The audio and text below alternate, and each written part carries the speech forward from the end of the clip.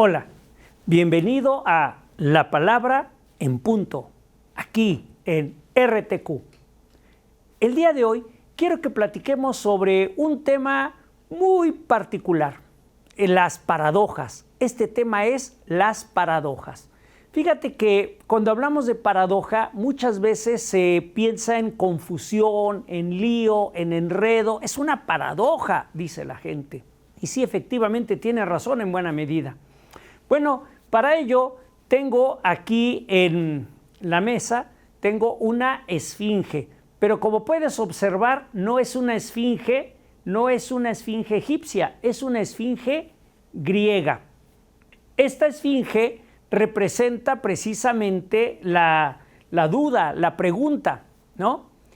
¿Por qué? Bueno, pues porque ella, en la esfinge griega, le formula una pregunta a todos los viajeros que pasaban y que a un camino, vamos a pensar a Atenas, en la vieja Grecia, y pasaban cerca de ella los detenía y les preguntaba algo, ¿no? Y lo que les preguntaba, si se lo contestaban, los dejaba pasar, pero si no, los apretaba de tal manera que los mataba y luego los devoraba. ¿Por qué? Bueno, la palabra esfinge viene de esfingos, que significa apretar en griego, ahorcar, apretar. Y bueno, pues la pregunta era, ¿quién camina en la mañana con 4, en la tarde con 2 y en la noche con 3? En la mañana con 4, en la tarde con 2 y en la noche con 3. Y bueno, pues mucha gente no sabía, según la leyenda, claro está, y la esfinge los mataba y entonces al último los devoraba. Sin embargo, hay alguien que le contesta y le dice, bueno, pues en la mañana el que camina con 4 es el hombre, porque gatea, son las 2 manos y las rodillas, digamos, como si dijéramos los pies, pero son las rodillas, va gateando. En la tarde, que es la juventud, la adultez, camina con 2, o sea, los 2 pies. Por último, cuando ya llega la vejez, ya está grande el hombre, o sea, en la noche, es una metáfora, la noche, la vejez, pues camina con 3, porque son los 2 pies, digamos, pero también se apoya en su bordón, o sea, en su bastón. Este hombre que le contesta a la esfinge es Edipo. Esta historia que te estoy contando la podemos encontrar en una de las obras de Sófocles, el gran escritor de las tragedias, junto con otros 2, pero bueno, Sófocles, en su obra Edipo Rey, que es más o menos de mediados, 330, 340 antes de Cristo, ¿no? Siglo IV antes de Cristo, y ahí lo podemos encontrar. Es la historia de Edipo Rey. Bueno, pues esto que pregunta la esfinge va a llevarse con los siglos, con los años, a través de muchas preguntas también que parece que no tienen sentido, y se hacen a partir de que se afirma o se niega algo. Fíjate, se afirma o se niega algo. Voy a ponerte un ejemplo. Cuando Sócrates dijo, yo solo sé que no sé nada, está afirmando algo. Sin embargo, lo que afirma es que no sabe. ¿Pero cómo? Si sabe que no sabe, entonces sabe algo. Sabe su no saber. Sabe su ignorancia. Está consciente de su ignorancia. Yo solo sé que no sé nada. Este también, entonces, es una paradoja. Todas estas que te voy a estar contando ahora son paradojas, porque es una como contradicción. Pero bueno, hace un momento te decía que se afirma o se niega, ¿te acuerdas? ¿Por qué? Bueno, porque las paradojas parten de la diferenciación entre 2 tipos de palabras. Por un lado, tenemos las palabras apofáticas, o expresiones, mejor dicho, apofáticas. Por otro lado, las expresiones catafáticas. ¿Cuáles son? Vamos a empezar por las segundas. ¿Cuáles son las catafáticas? Las que no tienen ningún problema, es decir, lo que yo digo está a simple vista, todos podemos observarlo. Por ejemplo, si yo te digo, la casa es de color, no sé, azul, o roja, o amarilla, o verde, blanca. Todos volteamos y decimos, ah, sí, efectivamente es de ese color. O decimos, está lloviendo.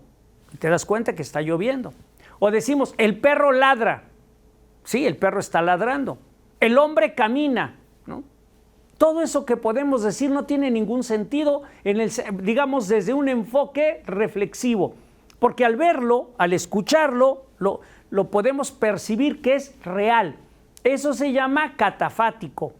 Y catafático precisamente viene del griego y significa, digamos, afirmativo, ¿no? Es como cuando estamos afirmando algo. Pero cuando decimos algo y lo negamos, es decir, algo negativo, eso se llama apofático. Apofático.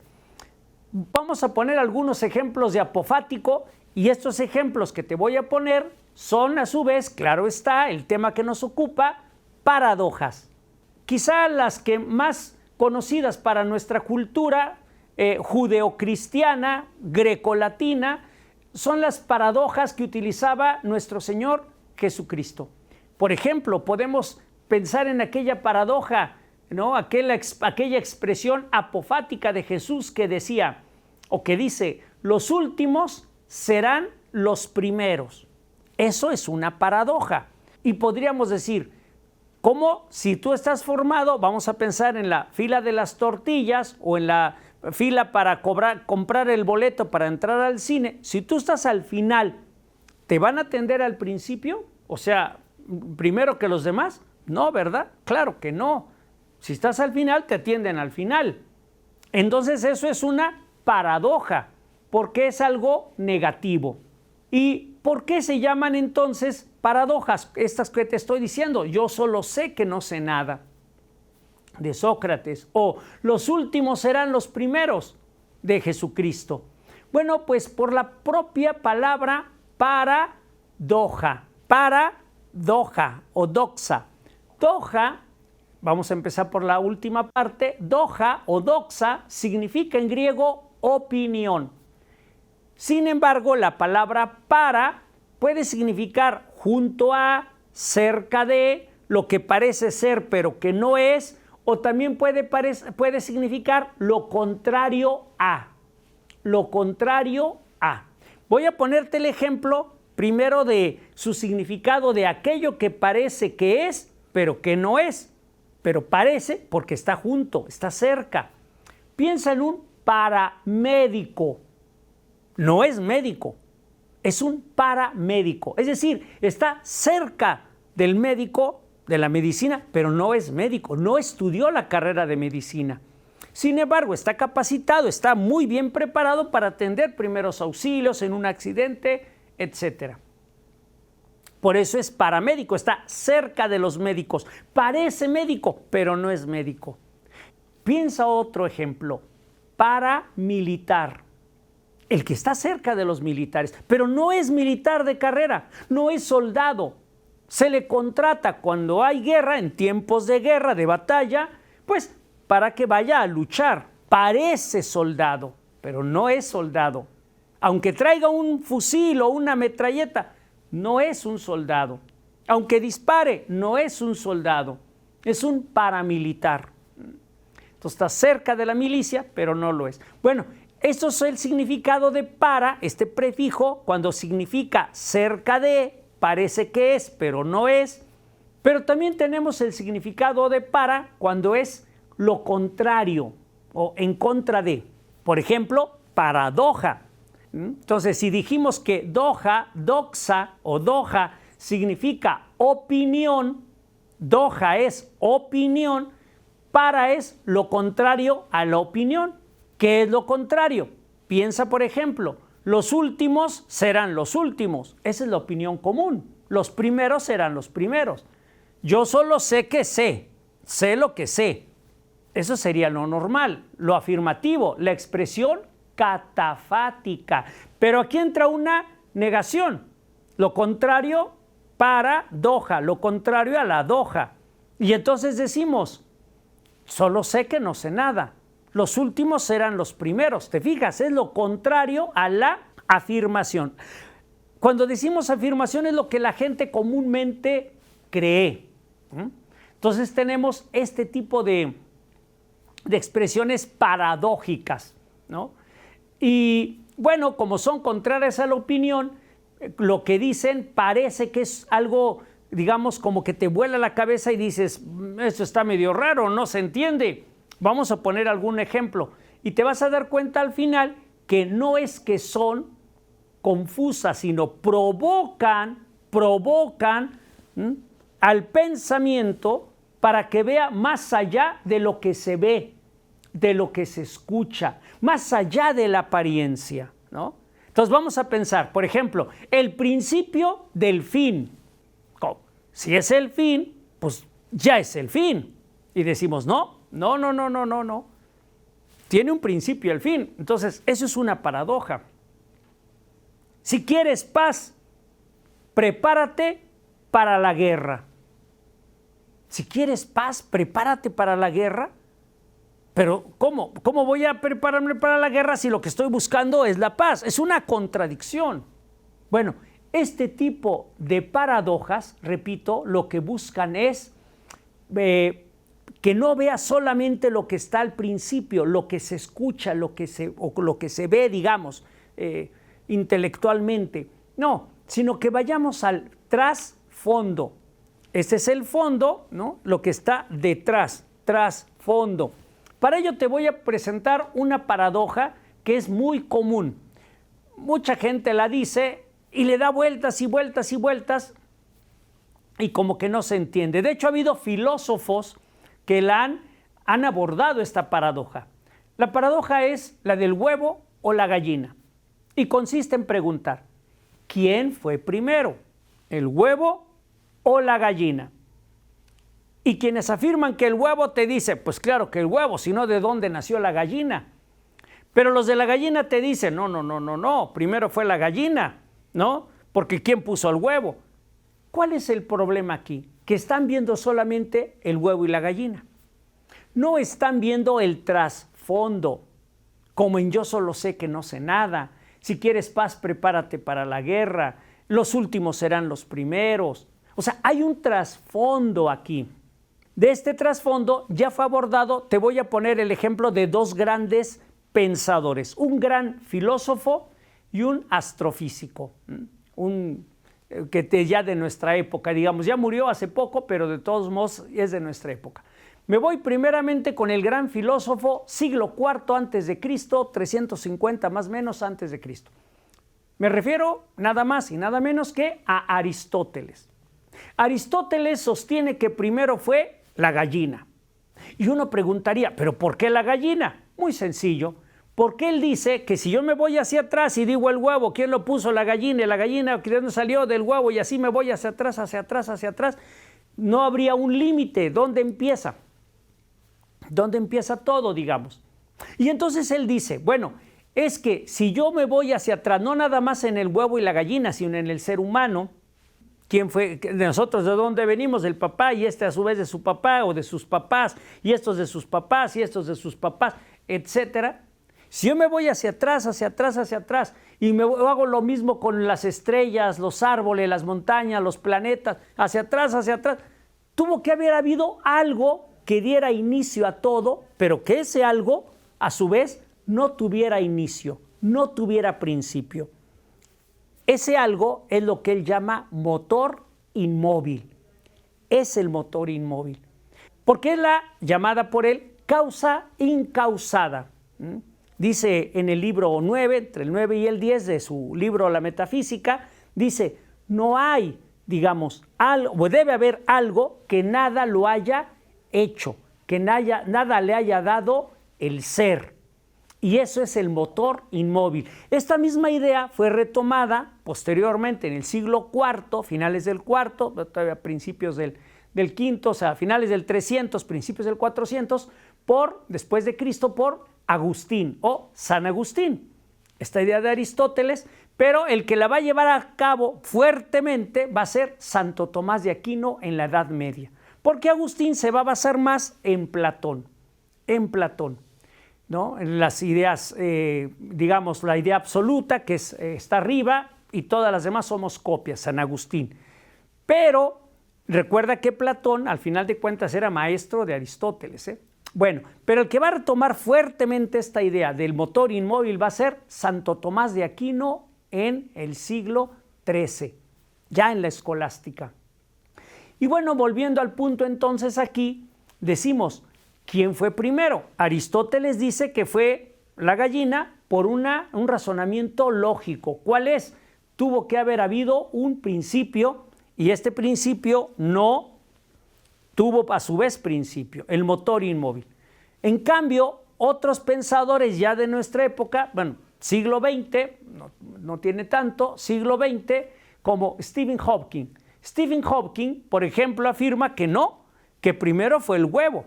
¿Por qué afirma esto Hawking? Bueno, él se basa sobre todo en la teoría de la evolución.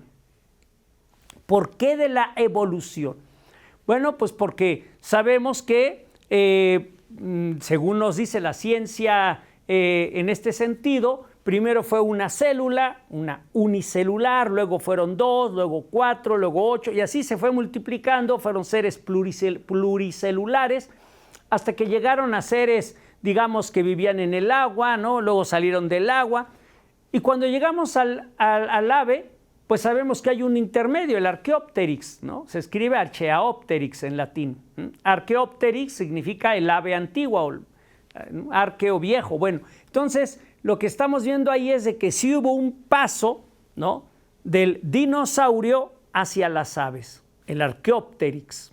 Bien, entonces, si yo me voy a quién fue primero, el huevo o la gallina, pues con Aristóteles sería la gallina, con Stephen Hawking sería el huevo. Pero ahora te invito a que pienses más allá todavía.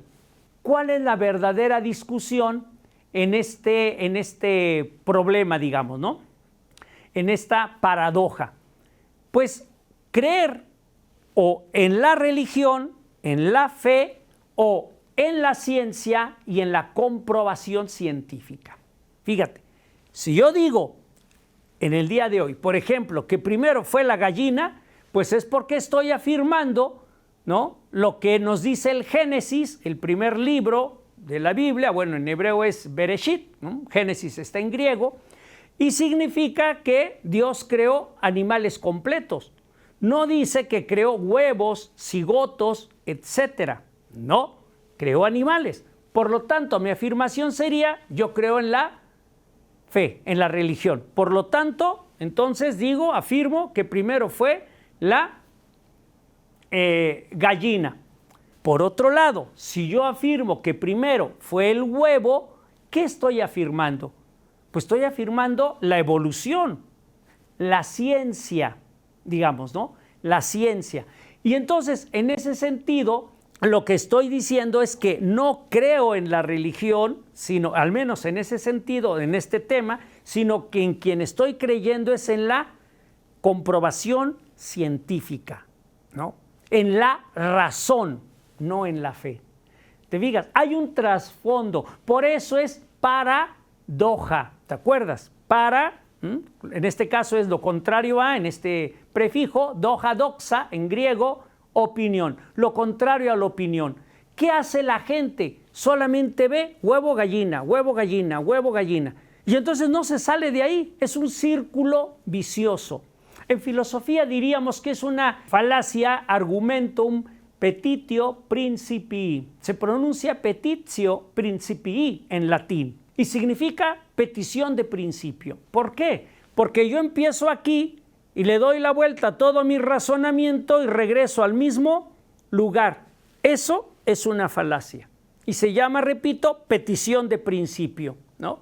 Es una falacia de petición de principio.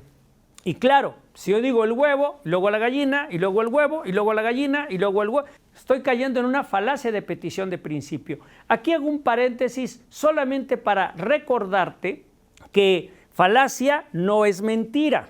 Ese es un error que también nos han vendido muchas veces a través de pues lo que se dice por aquí, se dice por allá. Una falacia puede ser verdad y sigue siendo falacia, ¿no? Lo falaz no consiste en la afirmación de la verdad o de la falsedad, sino en la lógica que se sigue para demostrar dicha verdad o dicha falsedad, ¿no? La argumentación. puede ser psicológicamente persuasivo, pero es filosófica o lógicamente insostenible. Esa es una falacia, que eso lo vimos en un programa anterior, cuando te explicaba las falacias de atinencia, etc. Muy bien. Bueno, vamos a ver otra paradoja. Esta paradoja se llama paradoja de Sórites. La palabra Sórites en griego significa montón. Es un montón. Por ejemplo, piensa en un montón así de maíz o de trigo o de arena, lo que tú gustes. Si yo llego y quito un puño de ese montón, ¿qué queda? Un montón. Le quito otro puño, ¿qué queda? Un montón. Le pongo 3 puños más, ¿qué es? Un montón. Este problema de Sórites es ¿dónde está el límite del montón? En otras palabras, ¿cuándo deja de ser montón? O por el contrario, ¿cuándo empieza a ser montón? ¿Cuál es el límite, dicho en otras palabras, para que un montón deje de ser montón o sea montón? Y aquí lo que podemos observar entonces en esta paradoja no es esto de cuándo es y cuándo no es, sino que todo tiene un límite, pero que el límite no está necesariamente en la propia materia, sino que el límite, la paradoja de Sórites nos invita a pensar que el límite está acá, acá. A pesar de que le pongo más granos de maíz, de trigo o más granos de arena, más arena, sigue siendo un montón, porque yo lo que veo es una unidad, sigo viendo una unidad. Es como cuando, para darme a entender, digamos en matemáticas, en cuestiones cuánticas diríamos, ¿cuánto es 1 más 1? Y todos diríamos 2. Si yo te digo, vamos a llevarlo a la práctica, una manzana más otra manzana, ¿cuánto es? Y me dirías, 2 manzanas. Una mesa más otra mesa, ¿cuánto es? Y dices, pues son 2 mesas, o es 2 mesas en este caso. Pero ¿qué pasa si yo te pregunto, ¿cuánto es una gota de agua más otra gota de agua? Pero las junto, o sea, tengo una gota y le pongo con un gotero así, ¿cuánto es? Y tú me dices, 2 gotas, a ver, distínguelas. No puedes. Puedo distinguir 2 manzanas, puedo distinguir 2 perros, 2 puertas, 2 caballos, pero no puedo distinguir 2 gotas de agua. Lo que yo veo es una gota más grande, ¿no? Que eso nos lo planteaba cuando yo estudié filosofía hace muchos años, en la licenciatura en filosofía aquí en la Universidad Autónoma de Querétaro, y me acuerdo que en las primeras clases nos preguntaba esto un maestro, murió, querido maestro, Antonio Hernández Cortina, ¿no? Que ya falleció, y nos decía, ¿cuánto es una gota de agua más otra gota de agua? Estábamos en aquel tiempo, repito, en la licenciatura, en primer semestre, hace muchos años, y todos decían, pues 2 gotas de agua, pero él nos dijo, no, es una gotota de agua, y todos se rieron, yo también me sonreí, sin embargo, pensando, nos quedamos, pues es que sí es cierto. Eso que parece un razonamiento de perogrullo, es decir, obvio hasta la saciedad, no es tanto así, no es una obviedad. Nos invita a pensar de manera más profunda cuál es el límite y cómo el límite lo vemos a través de diferenciar unidades. Puedo distinguir esto de esto otro, pero una gota de agua ya no la puedo distinguir, se convierte en una unidad.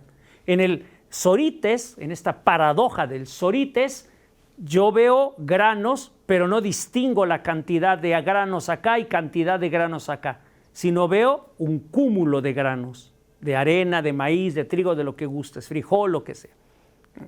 Lo que veo es una unidad. Ahí está la paradoja. Bueno, pues espero que este programa haya sido de tu gusto. Si es así, te invito a que lo veas también, además de aquí en RTQ, en el canal de YouTube. Pones La Palabra en Punto RTQ y te van a aparecer este y muchos programas más. Te espero en un siguiente episodio de La Palabra en Punto, aquí en RTQ. No faltes. Hasta entonces.